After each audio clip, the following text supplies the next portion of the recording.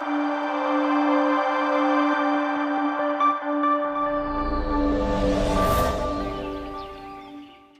hlani som pasari inrin ni ania tuntrum politics huanga hian mania Lalduhoma thusawi Vanapa hola Australian Water Conservation Department in an buat sai thelret chin le akai hnoi chungchang akhanin thupoi mo tak chief minister hian soya Mizoram Mipui tangai thlakatan kan han chop chuak vele dona Land Resources Soil and Water Conservation Department chuan Mizoram Chief Minister Rubber Mission noya thelret ching tu te tan Vanapa hola thelret chin dan seng dan le song bol dan zir ho nan buat saya khwal lian Lalduhoma chuan thelret chu Mizoram in aming than pui thei tur thlai thaber pakhatani thua soi Chief Minister chuan Mizoram Union Territory ani atanga tun thlengin thlai ming than pui anei ngai lo ti soin Mipui sarkar kan handinga kan policy te kan han ti puitling chawa hunrei lo te a ginger capital of India min puang kan ming than pui thei thlai thaber pakhat chu Rubber ania sap thei po kan lar pui thei kan rama thlai thadu takani ati Mizoram chu thelret thar chuan mun pui chantir tumin CM Rubber Mission duara ni thu soin Lalduhoma chuan mission hi molmang takin kan kalpui lova Rubber Board of India nen uluk taka kan soi ho nu le Tripura Rubber Mission kan zir chian nuwa kan kalpui hani ati thelra ching tu te an hlotlin theinan sarkari na ti turte ti zel don ni na soya thei top chhuwa turin a ching tu te cha bok Chief Minister chuan ti ve mai tan hlo cham thei ani thu soin thelra ching thar tur te tan en kol dan an thiam theinan zir ho na chu chhor ngai turin a cha sarkari nin bana kan kai don chewa keitlak ninga yang cheu ati Land Resources Soil and Water Conservation Minister Pulal Thansang appoint huwa soya sarkarin thleibik nei lovin hmaa ala a kan CM hi kut na thok tu te hmason na vei tu ama po huan CM a na thok thin ani tin chu kut na thok tu te tan kong hrang an chhor mek ni na soi ve bokani zirho na hian thalra ching tu zanga somnga velan tela Rubber Board of India le Servo Lubricant IOCL mithiam ten thelra chin dan le en kol dan atnai song bol dan te an zirtira lunglei hna thia longtlai le siha district a thelra ching tu te tan training buat sei le turani don bokani sarkar thu chu tarlan dana chuan Mizoram thelra chin the na ram hectare singa velo omti tarlan ania rubber hi thlai nget ramngo siam thei thlai tui na hum hal konga tangkai a hralna tha a hnai thei to lo hnuwa thing zayata na man zui thei ani awangin Mizoram sarkar chuan warzo ka kalpui tum ati CM Rubber Mission hi October ni som pariat sani somni pali khan din ania mission hoya hian Land Resource Soil and Water Conservation Department chuan kumsang ni somni panga kumtira tangin ma an latrana ma midle scholarship district aram hectare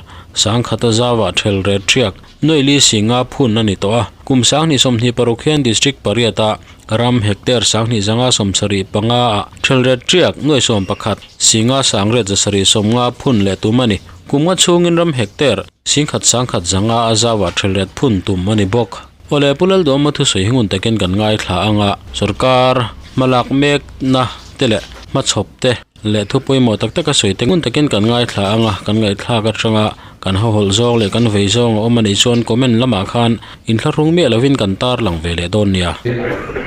apa pulian sama atanga punna thokmi huan thatak mai nei chumi fa pa chuania khu abuana kon voi kal to a punchonga kwan zauwa anuam le maya ti lom chikima trong trai na mun te ma arin sual tir na mun te pom boka mani phei chu atham chunga engan bua enge ni omse ni don pok relo khatiang unna thok mi chungkwa huan ro tha lo nei thang chungkwa atanga lo chuak minister kan nei alom om katile a ten pialal mon kim kan secretary hi hello om thara ahun hi top tre to maya kan singa om rei theinon lova au yom don le in ka ria e kan hun toy te chung yang thatak tak mai retire hi nom tanu maya mizo officer lian hi kan tlem tual boxia au yom theile thina ni po hi ka wi le don ani ten engineer Vanlal mon puya sangte kan director ani hengal chakatui le in ka ria ten reverend kel lalthan moya ani kan hun sermin man saka ma na tanga kun na pakatui mi ani atu na po hian kan advisor birso hian alani boka nichina hun sera thu soi kha kan record tura ka ngaya ka kha the dar tang ka it khop mai tam tak chung kan lo wa bai pui pathian manifesto kan ti thau kha ni a kan pastor senior tena min an han soi ve phei chuanin awai omle zwala kumin kan sunday school in line en po ain thop thadona ti dar tang ka it le ani ten achuak ta Dr. Kesi mo somzawa tilti turpay mo dang ane wangin na chuak ta ani kan holding kan pui pa ber ania MZ iwa tang kan ruk chu ania a re chung chung kan mo che kan tia kan lo ti fu le maya ani hian engkim maya ma ruaya anor kal tu ber ania chunga lom thu ka soidu boka tin hei kan director tourism PR la roding pop kan ne na oma ani boy officer viet thatak mai ani a central atangin secretary poi mo devin serchi bial big min man tlo dona chong ka chu aba boy pui don nge ni na tuk mai hianin ten chiranjit banik development officer rubber boat of India e kan zinga a oma ani hi an natui mi ani a ti tak zeta kan ta na tok tu ani a impact na sanga lo mom le a puran zola kan president mirso an natui mai tele kan official hote department a thok te intel lovin eng ma kan ti thei lovani department a omten thei to min chu a kan lot linga in chunga lom thu ka soidu boka voina mirso member local home rubber ching tu te song in safa in kum thar chi bai kan buk chewa tin hetiang bok hian lung le kan ti le don ani awareness sensitization hi apoi mo em a tun mai in sitin mu mal tak kan nei ngai lova tuna hi chuan en ki ma riat na poi mo WhatsApp group te kan neya ta chuan kan har sardan kan in fila mithiam ten min en kolna baka zopa mi thota ataka kan experience atanga kan thil ti te kan in share na WhatsApp te hi mangtang kai lang tra ka tia ten puthang le na ta khong kamwa khong ai ron thu so ve te ta hianin ani hi rubber a chuanin kan mit timeng tu ma roi tu ani kan officer lian te singa tiang tui pui tu kan nei hi alom om le in ka ria ani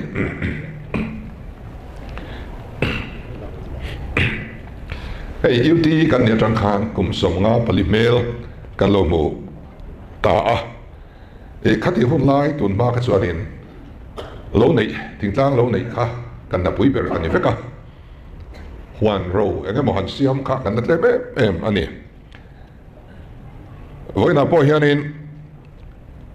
Mipui bun thu ba thena mun ni vel hian ting tang lo nei kan laban san thei lova chu tiang ram kan ni chung chuan kan pi pu atanga kun na thoka seilian kan ni chung hianin Mizoram kan thei thai kan de chua ve ming than pui tham mi pakhat ma kan la nei lo ni kan thok ri me ema atlan tlana sa ku dur na sa piang hi kan re thei mo ti turing kan om ani tunai ro chuan sarkar kalphung alo tharta han holding noya da DRH da policy mangin kongrang sangin ma kan han la ei ming kan sertran ani ginger capital of India ti te kan ming thar alo ni ta sa thei te kan an war so zelanga passion fruit ania asap tanga ming passion hi amoi riwa nakina chuan Mizoram hi land of passion kan la ni le karinga chutiang chuan lar pui tham ti so zel hi kan tuma chung singa chuan rubber hi apoi mo per te singa mitam tak chung ko tam tak in ben bel na tur ani dona til kum hlun ania adai ria khorei dai kan hanti kum hlun tun laya sustainability anti fogi sustainable ti chu tlo khorei dai tina ani maya rubber hi chu ani sa ani tin ramngo kan siam don tina ani ram ti chejong kan kal don lova tuina te alo pun pha anga ti chuan market tha ani boka a market hi boy pui angai lova Mizoram mi ten min riak na tur kan ming than pui kan lar pui tur atana kan chei chau tur anita ani hey ram hi house ale ma se ruai tu tha anom lo chuan mi pui tha anom lo chuan eng ma ani chuang lo marma te au salom eng ma ani chuang lo an ram leilung house na an rare art ringot pocket in chuak pui na thamania ei ruk na velin akal la tiang chuan khowela hian ram house pui eng ma ni chuang lo ram house mi re thei cheng an ni ringota amaro chu sapan ram te Switzerland ram te tiang ram te tak te ram house na soi tlak nei si lo te an ma ni mi hringin an zir tlat chuan roi to tha an nei chuan khovel a hianin aro pui bera te anin vor chuak thei ani India rama po tun ma zong zong a pansa chanchin country a an re thei em a an sum nar chu sipaya tan ani de umai ni amaro chu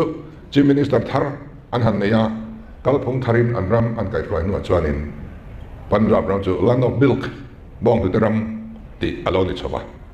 Haryana te po roi to thar an han neya an lo ro pui ta Himachal Pradesh te po YS Palmer chief minister ani ma chuan an re thei mai mai ani kami aloni nu khan an apple awang ringot poin ram hausa an in siam ta Gujarat te po tu na kan prime minister chief minister aron ni tang khan Gujarat hi asang ta man skill development na le entrepreneurship kan ti zong song le industry an in forsang atun chuan India ram enton aloni ta so bang chuan ram hi kai roi dan azira chia tha ania tuna hian zo ram hian bung thar kai kan tum ani tin ramar hi atual tho ani ve rim rima kan rama hian kan pile pu atangin sum don nan te an lo mang to a ti chuan soil department kan ati rim rima hi kan department upa ber te zingami ani a sang ka ko som re pani atang khan he department hian rubber plantation ni bul alo tran to ani arei viau to mai amaro chu mason na lian tham kan mulo ani mi mala thai to chuwa har sanakara lo survive from te ero chu tlem te an oma then nabat RIDF te NLP le SEDP noya te pokhanin ma lo lak to ania hectare sang thum le som le panga ma an lo la to ani tin mi than khatin mani sum sengin sarkarina ari ko tel chi lo te po an lo te ve boka amaro chu kan din chua pui vak lo ani kan sarkar tir khan rubber tui tak kitu ma kanom lo ba rubber wan nei lok nei sa ten an ti ram rama an phur lem lo an tui lem lo nei vel tum na po kan thin lunga aum lem lo ani amaro chu Mizoram hian hectare singa azawa hian rubber athadwa ni ti hi kan roi tu ten an ri ani chu te ani chuanin kan rubber chin theina mun thuma thena mun khat apo hianin kan la ching lo ti na nia potential kan ngai em mai ani khamene wang khan hei hi chungai tu turani ti kha rirwa oma chu ti lai mek chuan Rubber Board of India chairman Dr. Sawar Danania Khan sina soyang khan kan minister ran hua min ran hua apure maya amela tan rim khan atitak ani ti kha amu theya Tripura chief minister rubber mission kan kalpuya alok thin khop maya heta hian ti ve ro theito pin ka pui don chunia kan tangtlang don nia atiani chu kan bul tan nani ta dewani Rubber Board of India chairman Khan Mizoram potential akhianga balam min lo thir pui lok na kha kan trom ta le maya chu te ani chuan asoyang hi ani em Tripura chuan an that pui reng em ti hi keima ni ngei isir chiang tiang kan tia azir chiang tu team kan hanin tir le te a anon ho an phur ho le mai ta a chu te ani chuan ti ve an kan ti ta a October sang ni som ni panga ni som priat a khanin chief minister rubber mission hi kan lo din ta ani he mission hoya hian kumnga chungin hectare sing khale sang khale zanga azawa rubber chin kha vek tumin tu na hian ma kan la mek ani tuna aching tu te hi kan la tok lo viau don ani chu tin a chin na mun hi min sea level antia an niam lam hi meter zanga ai sang lo athadu bik te ni a hei zir chian a tha ka tia a practical hi poimo meter zanga ai sang deu leka rubber lo ching lo tling in ti hi ka tong ani an lo tling ve thau chuan rubber chin na kha meter zanga ai sang deu apo khan kan rambi ka chuan ati thei ani hi kan fin fia thei chuan in chin tir ve thau a tha in ka ria maro chu hei chu la fin fia ngai tura kan ngaya tun ma khan NLP te rubber chin champhai pa ten an lo thlang ve an pe ve mai boka a lo tin reng lo na tura khan an pe a khang ang hun ka chuan ngol liam to ni a lo thling nei tura ni lo thling lo a lo tin thei lo na mun a chuan kung khat pa phun tura ni lo a san zong ina a phal chin ba ka chin reng lo tur heng te hi mun thlok taka kan ti angai ta a tuna hian rubber kung pui thling pakhat ateng kum khat chungin an nai hi kezi ni atanga kezi li thleng athar theya hectare khata zawa tlang puin kezi sang khata atanga sang ni vel kum khat chungin kan thar theya tunlai market rate an kan su chuanin hectare khata zawa cheng noi khat le sing riat atanga noi tum le sing ruk vel kan la lut thei don ti na ani hei po hi thiam na nen training that taka kan ngai thaka kan kal so chuan apung don ani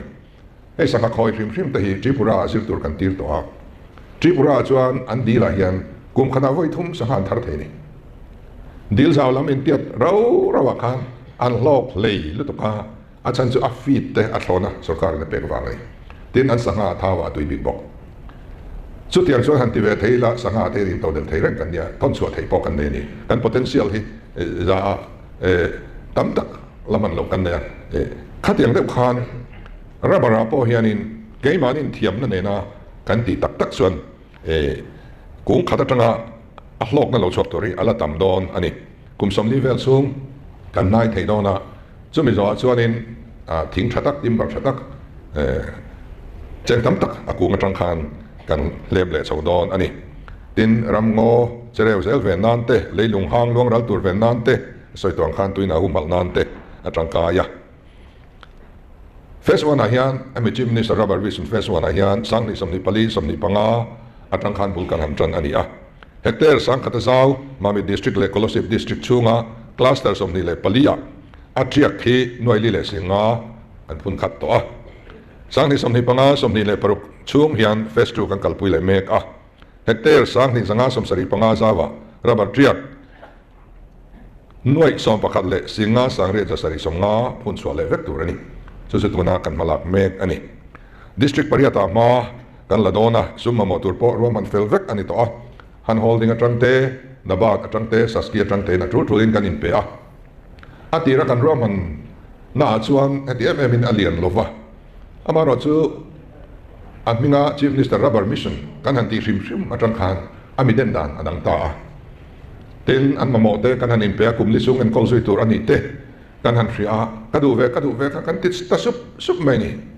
me sa frai tu ten ala ti thai ram lom ni anon tia kan minister hianin min pekbel le mai ro hetia sumi kan in pekbel reng maya asen po kan in seng viau to ni sarkar hi amaro chu investment tha ania nakina aritran ala thadon in lo tin tak khuna te phei chuan ke ni chu he khoveleng kanom don to lo ni chung huna chuan voin ni te hi in la riat ren karing chu atha tak hun kan ton hun tur chu ania ten training here poimo a song bol na man ruwa impact te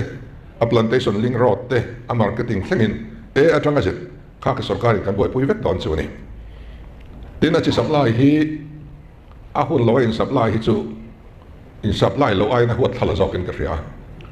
tun ma khat a hun lo wa thlai chi supply hi kan ria ni department rang hian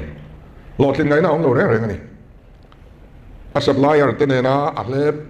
in sema sumsian nana manka a omani ti chiang takin kan ria ni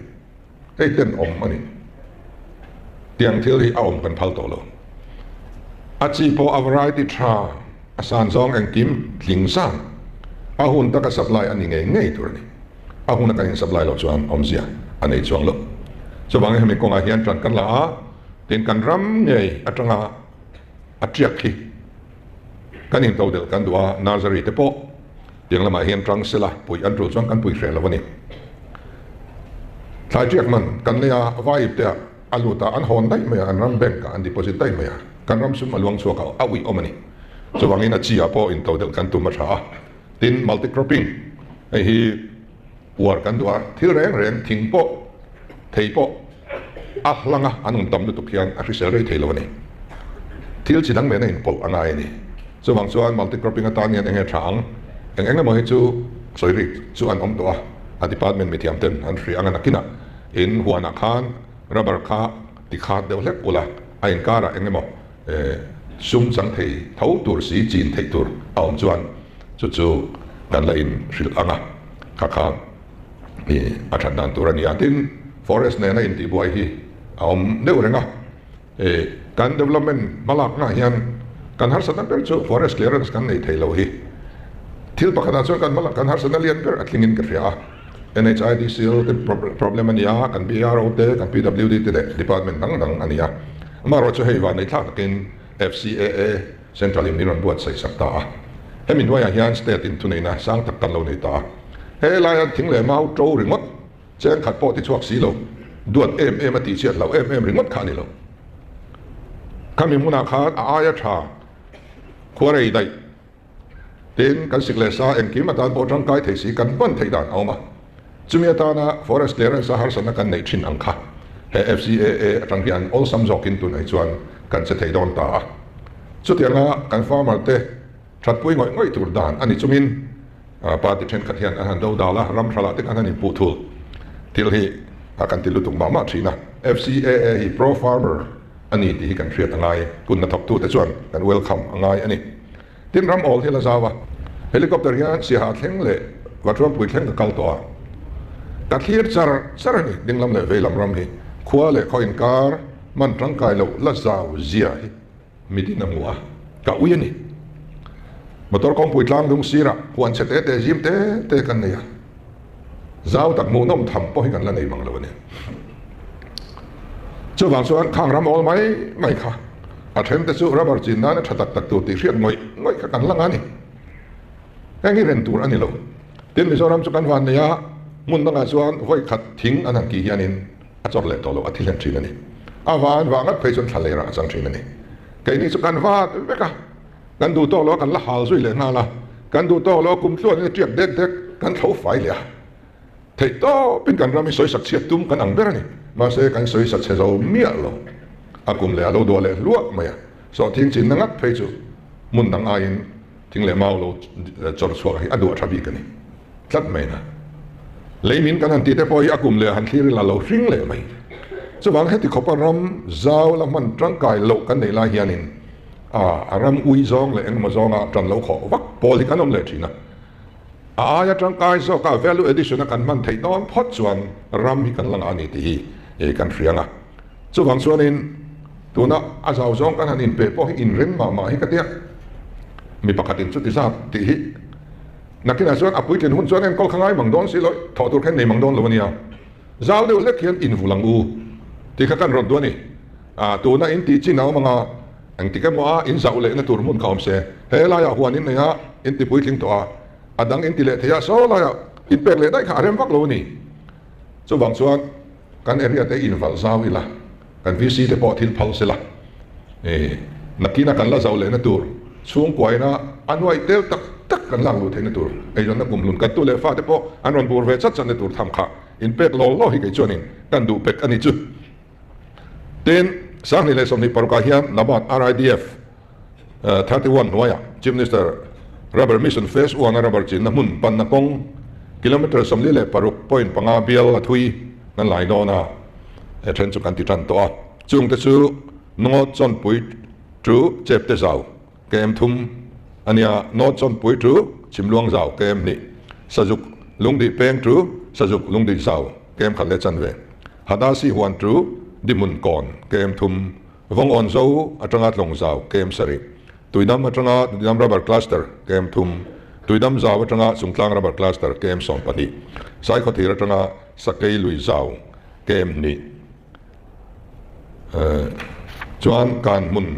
atanga rang khol zaw kem rup thing lu na atanga goboi zaw kem khat le chan ve national highway 44A atanga dong dor zaw kem na le chan ve ei nu eden ania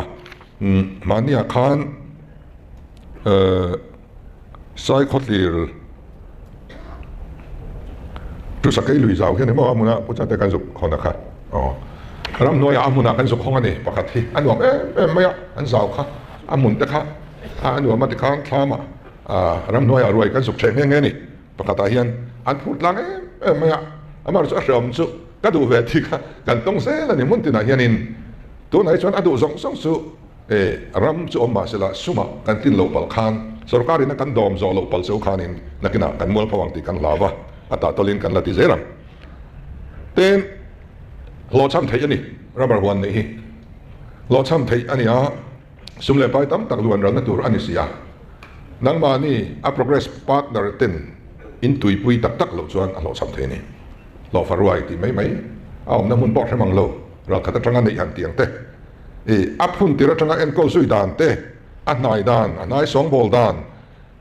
a song bol dan anai song bol dan ringot apo hianin thiam na ngaya aman kha atlomin ato hlei thei em ni a song bol dan ringot po hian chung song chu in la zir chho tura ka ngaya se som ni lama hianin tin kan ti tak tak tur ni rubber one nei sarkar partner te kha kan progress partner te kha rubber one hi number 1 lo peru mizosu zakov all trades master of nan tiang deuh hian en kim mai ti zul thiam tak tak nei lo badminton po va khel football po ka khel ti po ka khel ai nga ma thiam tak tak bang lo vok kan vula har kan vul ka vong kan vul ka ai tak tak ma kan lo ting lo ti chuan lei pui te kan ne rubber one te kan ne ku va one te kan ne changin lo kan nei po ka chang le politica kan campaign san ne chang le to speaker ma kan zui le dai rei de khát tiếng này nuôi để cho nó lột lên thấy lâu này, so vào cho cán professional tu này, với nó partner local com cho in rubber ngay ngay tu này thiếu đang cho secondary ở đó, thì tất tất in lột lên tu mình tiêu in xíu mi alawang, then là chỉ ngay reng reng lâu hi member tâm tất tu này hiền in anh chính thằng đó anh so vào cho anh ati ra trangin thấy top số langin hay rubber board of India le servo lubricants, atang amit hiam ten zirtir nan pedon chuwa, ngun thuk tất cả zirin zir mai ni lovin midang zir tir chong thei turin in buat sai wala te chuan WhatsApp group thadeu siamula ta chuan in har samna te soin in fil ton ro ten hai kan hoi vela kan partners te jinga hian thalai tak tak bel in tam hi lom om ka te ni kun na tho hi thalai hoin kan tui pui lo na hi arei to Mizoram pitar lam ti tura kan ngaya kan sarkar na tok te po an retire nuwa huan an nei chau maya tin tu na huan nei tha te po ka thok thei to lo ka chap to lo ko pa to ka fa te min tui pui si lo ti hian ni deuh vek maya huan nei hi thalai na ni le khathiam na ni thalai le khathiam graduate rual tha hian ni nge walam chuanin na satakin in har san na te su aya gogula in zot zunga miraman ti dan tha in frenga ale din mai so na so bang chuan thalai te ron tui sela in tu in fa te tui tir ula voina po hianin in thalai seng song viau mai ti kan boyan lom om katia midang zir tir chong thei ni in tum don nia bana kan kai don chewa kai thlat ni in tum don nia tin khoi khoi po kan ti tel dona anai thei chin na hianin eta ke vip lam po hian an ron ti dona khoi khoi po hi plantation rubber plantation ne na kal kop chi income tam tak kan bu le na tur ani tin tuna hian Mizoram atang hian thon chua kan kun na tho ra thon chua thei hi kan nei che em maya amaro chu hei mun phia hi om zenein kan an thon chuak tran ta kumin atang hian nasale zoling kan thon chuak dona India rama company lian per kum somria ta upa chung te chuanin Mizoram mun phia hi an ot ngoi ni avai hian an du top kan phia bang kong sirami te an ron enan ui ngoi ani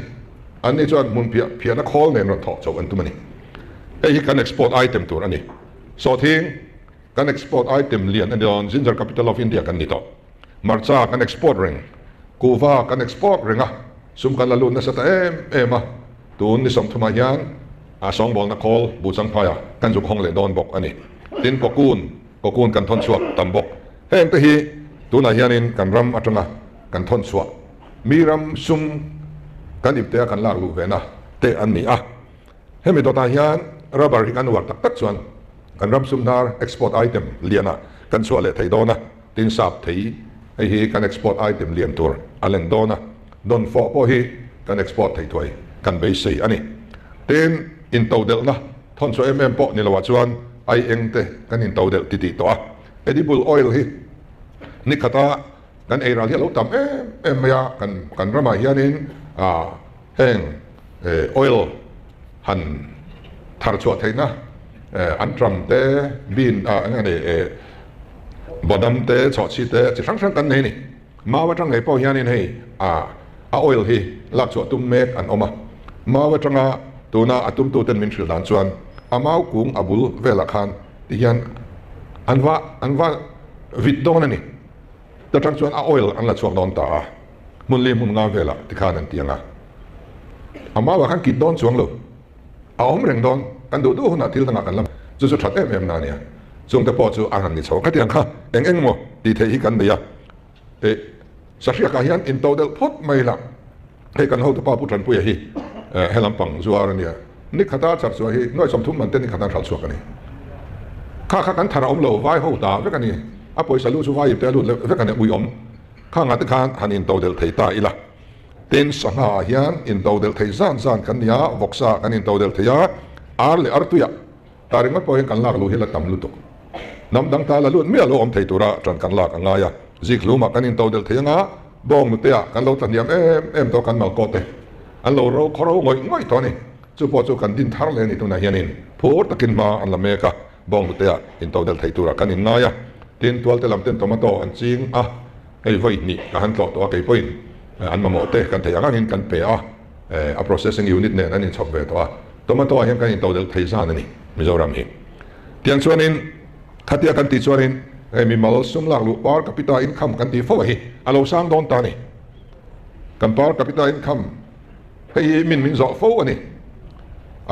ตัวนาเพชรหันสินี่ละมีมูชักที่กันนี่เวตัวอาจารย์ชูอินเดียรามาสเตอร์รัลม่วงเบอร์เนียมินเตียอันขบุยเต Silent City ฮอนันเม็ดง่ายหรือว่างาเราดอร์เตนเนี่ยเต็นอินเดียรามาคอรับโลเบอร์สเตทอปวนอันเราในตัวบกาเต็นเลขาธิม fully literate เลขาธิมเวกอมนะนี่มาสเบอร์เราในตัวที่ส่งเลยอดังเตมิ่งทันปุยนะทำอีกตัวเนี้ยกันได้ตัดขั้วมาอย่างส่วนส่วนนี้มีความเทียนจากfirst fully literate state in Launita in par capita income เองสังเกตทีมินซอนงาลจัดเจริญข้าที่เขาไปเลขาธิมตับเบอร์นะเลขาธิมเบอร์สเตทในบ็อกซี่ก็รับเราเบอร์สเตทในบ็อกซี่ข้าส่วนนี้กันมีมาสุมล่าลูกสร้างตัวอันไหนนี่in GSDP เองin par capita income เองเดียเทียดอันสักมินกอมสุยเซลัมตีกันแล้วเอ็ดไม่นี่กันอีโคโนมีนิยมสีจูตักจูตัวนั้นเห็นเสียงชัดกันตัวมันนี่อินอิบเตเทว่าปอยสาเราดูตำยันข้าข้านี่ไหมตัวมาแต่ส่วนนี้ที่ไงนับกันเลยเนี่ยตัว ruling party unit OB VC member เวลเนี่ยเขาตัวเด็ดล้ำข้านี่ไหมกันซุ่มนาร์จูไอ้เจ้าละกันกละกันซ้ำมาเปลี่ยนทันนั้นดับชักเขาเป็นผู้แต่บัตรสารกันรู้ตั้งเอ็งรวยกันหอเลยวะตรามขัดสู้เงินเทียนปฐุมเดี๋ยวนี้ตรามตัวสเต็ปเริ่มแต่กันหรออันปาร์กับพิตาอินคำภาษาไงเราเร่เราดูดงเวทุรชวนทิลเซมเตค่ะปาร์ตี้ไว้ในโรลฟีว่าเปียกแต่เราง่ายช่วงนั้นช่วงกลุ่มสอบช่วงพอยนั้นมีเตียมังมินไปเละช่วงบ็อกซี่แล้ววะมินไปเตลแต่ช่วงนี้เสียชัดตัวเฮียนี่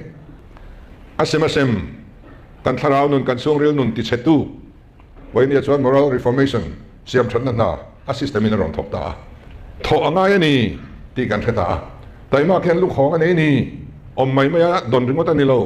รู้เรื่องนี้ว่าดนริงว่าตัวร้องโตเราตีกันเชียงอันนี้ส่วนส่วนทอริมอภัยหมดตาไม่บุส่วนทอริมน่ะส่งสว่าหลอดลิ้นน่าเอามาดิริงเรามีพอทอริมส่วนหลอดลิ้นสุดปัทยานี่นะอภัลทัดอันนี้ว่างินเขาอีทอกริมังโมติฮีกันสวยดูว่าให้ปาร์กับพิตาอินคัมสารนาส่วนอิสราเอลมีเจ้าเปรมขาดที่พอเหียมอันสวยอันเปรมขาดเฮียนี่อินบ้างไงแต่กันหลวงงานเลยนี่bedroom อันกิมอมทีวีแต่อมซาเฟกอปางไงค่ะข้าไอ้เชียร์ข้าอินนั่นนี่โลอิสราเอลมาล้วนตัวร้องโลพอดไม่นะดิฉันกุมสมรุกันลินเด็กส่วนนี้ตารสมนั่นเป็นอะไรอธิการอันบ่อยเมียละบ้านานว่าทอกะอะไรไทยเบอร์พอเห็นกัน Prime Minister จบไม่อังที่กันเลยไทยเว็บมันทีนี้ส่วนนี้ตั้งไปนี่อินเท่านั้นส่วนไงไม่มาหรอกเฮ้ถ้าอันมีเรื่องไทยเบอร์แต่ข้าอันสร้างนี่นี่ใช่นะการหุ่นเสริมบางตัวนะ USA อาศัยยังคันข้าตาคันอินดอมชัวกันตุ้มโดนอันนี้ดินต่อเบอร์กันสวยดูชูกันหุ่นเสริมบางตัวนะ world view อันนี้เขาเวลกันที่ด้านวันรำที่กันยินไงเสียกันไม่รู้ตัวจวนเลี้ยไอ้จวนมีขวดจานไหมกันนี่เตี้ยเขาเวลทิลกันเตี้ยเขาเวลกันอินลูสิตี้ระนี่เขาเวลเรียนนุ่งชนโซกันหลาดกันผัวนี่กับว่าไงเรารำเราปุ๋ยกันเตี้ยกันง่ายตักโลกันที่ฟิล์มเวลไม่เล่มกันสังเวลไม่นี่